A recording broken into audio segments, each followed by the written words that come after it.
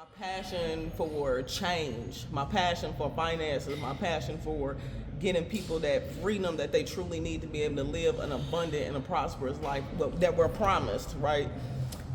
That's always been a passion of mine. And I realized that if you start with the kids before we end up in college, before we end up with the credit cards knocking at our door, before we end up in debt, before we end up making bad decisions, then we can find financial freedom long before, and then we can actually begin creating generational wealth. Earlier today, we had the mayor here, and we were talking about the pilot program, which is a tax abatement that will give developers that are developing affordable housing preferential tax reductions and speedier processes in order to get an abatement in place for a project. We must think about how we are going to continue to add to affordable housing. How can we look at our processes to help improve and help to continue to signal the importance of both low income and moderate income housing. And we are doing that here today through the pilot. To develop affordable housing, more affordable housing, we need more developments. We need more developers. And that is one of the reasons why the pilot is also I think going to be so impactful. As Councilmember Santiago Romero, Council President Sheffield talked about the importance of being able to encourage Black and brown developers, emerging developers, to participate in the growth that is happening in Detroit. This helps to remove barriers, and it helps to increase time. And of course, as has been noted, time is money. To talk about just what that experience is like, how this will help the development community, I want to start bringing up our developers. We're going to start off with Edward Carrington, who's the developer of the Ribbon.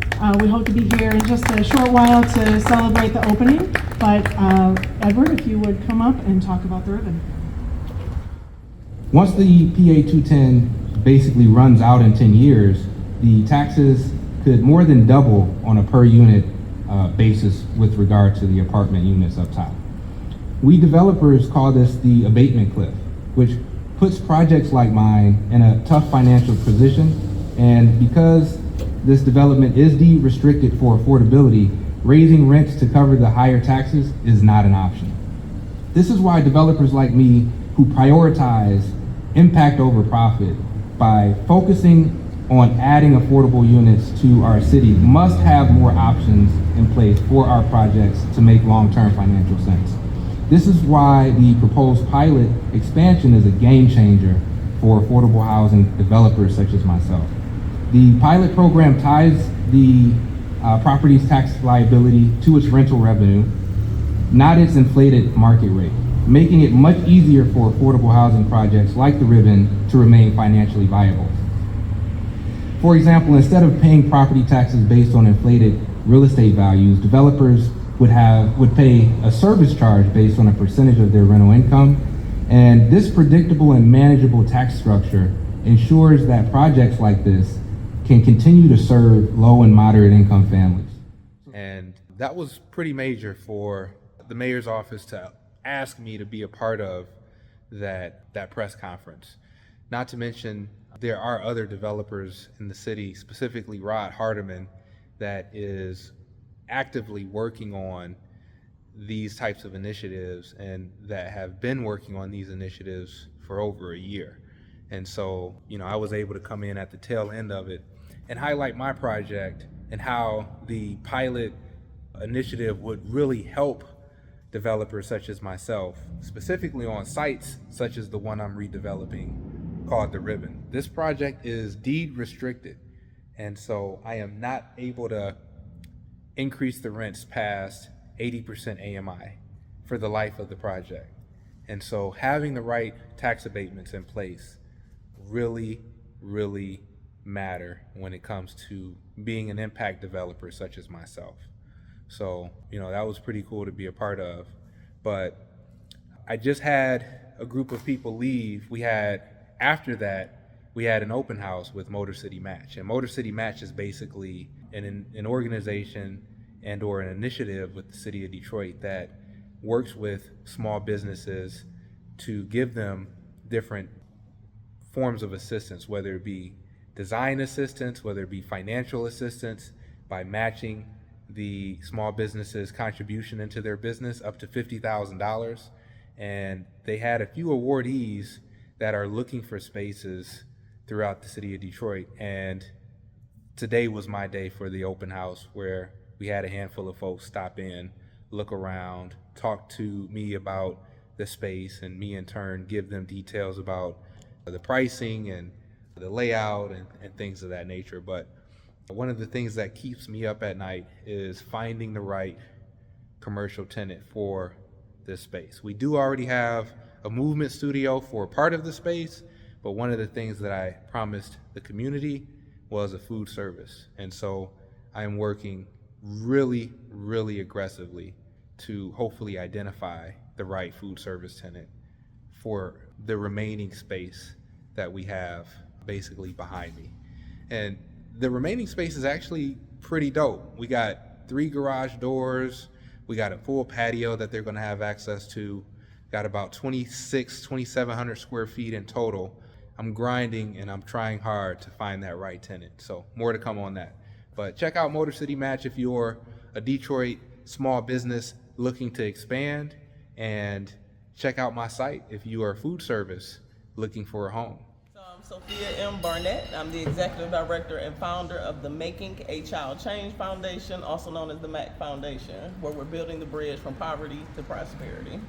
Nice. So what does that mean, poverty to prosperity, right? And building the bridge. And who are you primarily focused on helping?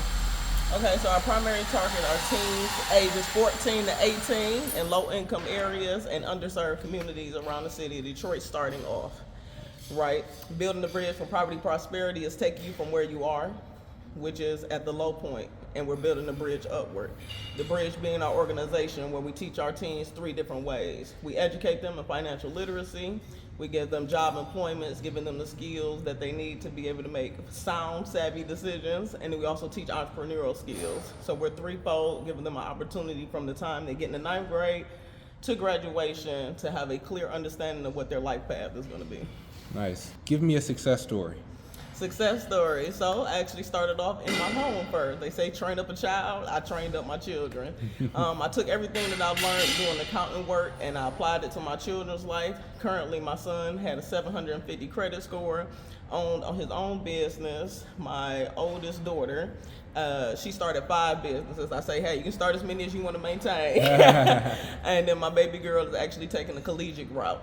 So she's the one who decided that, I want to actually go and expand my horizons as far as what my art is, because she's an artist. So she does everything from A to Z, the art, drawing, fine art. She'll beat me up for not knowing the categories, but that's what it is. So, and then even when I traveled out of town to summer camps, I was able to focus with 230 kids over that summer, and about 80% of them all wanted to return for the program the following year. Nice. So what has been the hardest thing that you've kind of ran into when it comes to training up our youth, specifically around the financial aspect of it all? A lot of them have a hard time shifting that dynamic as far as mindset goes, and that's one of the main things that we focus on first and foremost. Before we talk about credit, before we talk about budgeting, before we talking about getting a job, before we talk about going to college, we want to know who you are at the heart and from your baseline. And a lot of us, even in our adulthood, don't realize that our issues stem from how we handled money as children, whether it was in our hands or not. And that comes from the people who we watched. So when you walk in the store, that mama and them say, don't you put your hands on nothing, don't you touch anything. Were you a kid who didn't even get allowance? Like your first time ever getting money in your hand was when you went out and got a part-time job. Those different dynamics shape the way that we do handle money emotionally, right? How we emote it out, how we put it into energy, how we put it into action. And what I found is once we shift the thoughts around money, like it is not the root of all evil. It like just the lies that that have been functioning in the black neighborhoods primarily for years, right? That's the hardest part, is once we get that dynamic shift, then we start to see success when it comes to long term. Absolutely. So what got you into this business? It's not necessarily a business because you're doing it as a mission. It's a nonprofit, but what led you to this point where you wanted to help the youth in this capacity? So the crazy thing about it is I'm a cook by nature as well. I love just food in general. And I had actually grilled in December of that year. And I had made a Mac burger. So it had macaroni and cheese on it. It was grilled on the hamburger. It was delicious. Everybody's looking at me like I was crazy, but it was amazing, right? In the process of me eating, all I heard was Mac burgers. And I laughed. When God gave me my ideas, I just open my notebook, I write them down, I set them to the side. A couple of days later, a lady asked me, do you teach financial literacy to teens or children, period? I said, no, I don't do kids. And that was primarily because I understood how hard it was to get the adults to get the point, right? So I'm like, no, I would never try that. And then a couple of weeks after that, the Mac Burgers thing popped back in my head, and MACC, making a child change. And it was at that point, I'm very good about following the inclinations of the Holy Spirit when I get them, because I've been hard-headed in the past, and that has never came out well. So I sat with that, I marinated with that, I prayed on it, and that's when the whole organizational piece like just panned out for me. That's when it became clear. And when my ideas come to me, they come to me like this. Like I see the grand scheme of things all the way to end. So I'm seeing down the line visionary, right? Poverty is eliminated. Financial literacy is in all schools across the United States and abroad. I'm seeing our whole dynamic in my community change to where we're not suffering financially. Now we can actually elevate ourselves spiritually. Amen. So if you bring that all the way back home, no, it is not something I ever thought I would be doing in a million years. But my passion for change, my passion for finances, my passion for getting people that freedom that they truly need to be able to live an abundant and a prosperous life that we're promised, right? That's always been a passion of mine. And I realized that if you start with the kids before we end up in college, before we end up with the credit cards knocking at our door, before we end up in debt, before we end up making bad decisions, then we can find financial freedom long before, and then we can actually begin creating generational wealth. So talk to me about Mac Burgers, because from my understanding, you have financial literacy, but then you also incorporate Mac Burgers in some capacity. Yep. Okay. So the way Mac Burgers works is our job training program. So I realized that a lot of programs and youth services that we had already in the city of Detroit, they either just taught you a lesson, or they had you come for after school program, or they gave you a summer job. And unfortunately, unless you combine all of those together, then now you're making the individual complete. You're making them whole. And I wanted a holistic approach to my teaching of financial literacy. So the job training program came in handy as a process of, one, most nonprofits, they only rely on donations, they only rely on grants. But if we've made our own revenue generating source, that means we're putting out a product, that money is coming back in, we can always be consistently running our programs with no disruption. Nice. Like that was the high overall growth when it comes to revenue generation.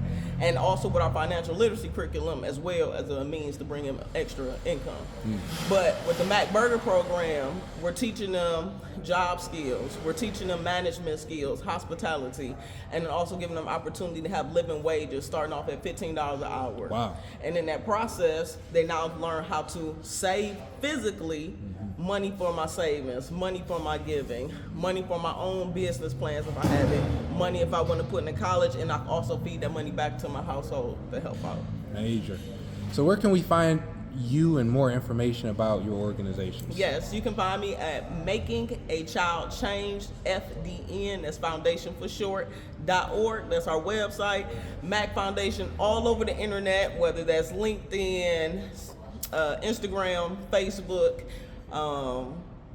YouTube, all social media sites. Nice. Myself, you can find me at Sophia Mariah Barnett. That's SOPHIAH _MARIAH _ Barnett. And that's on all social media platforms as well. Nice.